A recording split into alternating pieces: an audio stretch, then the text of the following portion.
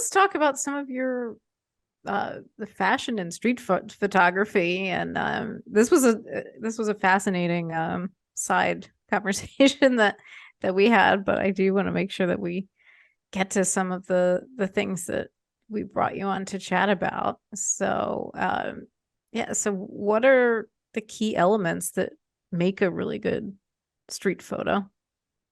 Um, so when I do, so there's street photography, which is it's basically documentary photography where you just go into a real situation, take a picture of it, and you capture a slice of reality, which has some ethical issues depending on the legal situation of where you are.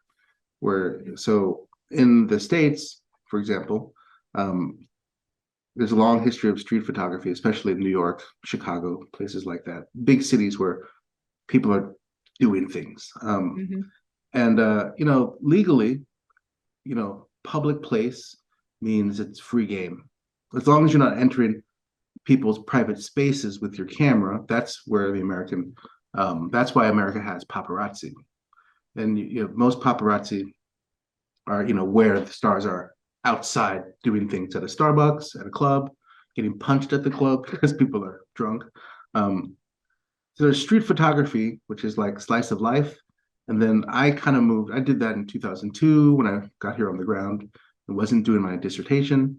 And then by 2006, I kind of moved over to street fashion portraiture, like street portraiture. So basically stopping people on the street and being like, you look great. I want to take your picture and I want to put it on the internet, which was really weird in 2006 in Korea.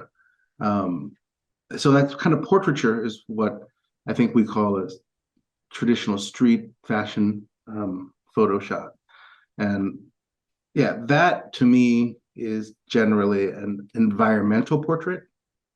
So what I tried to do when I was pulling people straight off the street in random neighborhoods is make a relationship between their, presence, physical presence, Mm-hmm. them in reality, and then how they relate to the space. So it's kind of a record of the space they occupy and then the person. So if you can see that relationship, I feel like that makes for a better picture. Oh yeah, If you can definitely. kind of get a record of the place as well as the person. Um, and once I started realizing that, like I go to Myeongdong, which is like a shopping district, there's lots of lights and things happening in the background. I would often use a wide angle lens, put it real low, and you get the full body in there, I especially noticed the you do a lot shoes. of low shots. I thought that Yeah. was very interesting because a lot of time in photography to make somebody more attractive, you go high Mm. generally. And I was like, I like his low shots a lot. Like I really like them. Mm-hmm. Oh, thank you. Well, the thing that really works with the low shots is uh, one, it makes the person look taller. Um, well, before like point oh 0.05, point 0.1, before that, like you get more of the environment in in the shot, especially when there are buildings in the shot. You can get the bottom to the top of buildings, and then oftentimes the sky. But in that kind of extreme wide angle, you also make the person tall, which you know most models or street models, mostly women, tend to like in Korea. So you make the person look tall, and then because of the distortion, you make their heads look small. And don't know if you've heard this, but in Korea, people are like, "Oh, you've got such a small face." And having a small face is seen as Oh. desirable. So you shrink the head, make them look tall, and also in my practice, you get the shoes in there because the shoes make the outfit. Um, and with the distortion, it kind of makes it look more interesting because sometimes in my shot the shoes are larger than the head, Okay, and I have a really weird thought Mm. about that. In yeah. America, do you think we're influenced by Disney characters because their heads are bigger? Because it's a big Pixar. deal to shoot from up in America down, and that would make your head bit look bigger. I Well, know. I think that was like a trend in like advertising and an advertising photography. Remember back in like the late 90s? Yeah. They'd always have, like the person looking into the camera and holding up something, Yeah. and Yeah. then they'd be Mm. really small on the bottom. Right. So I feel Yeah. like that was definitely a thing that American kind of advertising photography was into. Okay. But I think in Korea, telling someone they have a big head is like you're fat. No one wants to have a big head. Um, even That's though in the anime, that's the interesting. thing. But the thing in the anime, the heads aren't big. It's just the eyes are big. Right. Yeah. Do you know why? What is the issue with having a big head? Do you know the reasoning behind it?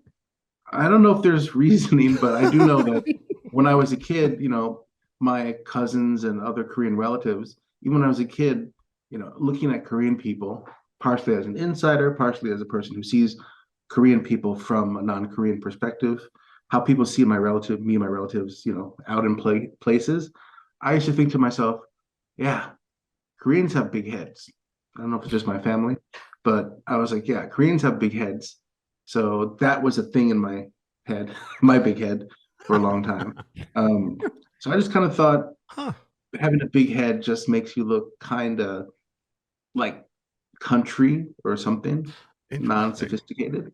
Um, I kind of feel like that's a thing, but um, yeah, having a big head relative to your body is not considered a chic thing to have. It's also interesting because I don't think you can control the size of your head, right? That's just No, it's just genetic.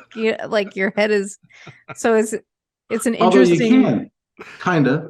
you can kind of fake it because there are in the plastic surgeries that one can have Yeah. here, Yeah. Oh they do no! have What? plastic surgeries to move your hairline.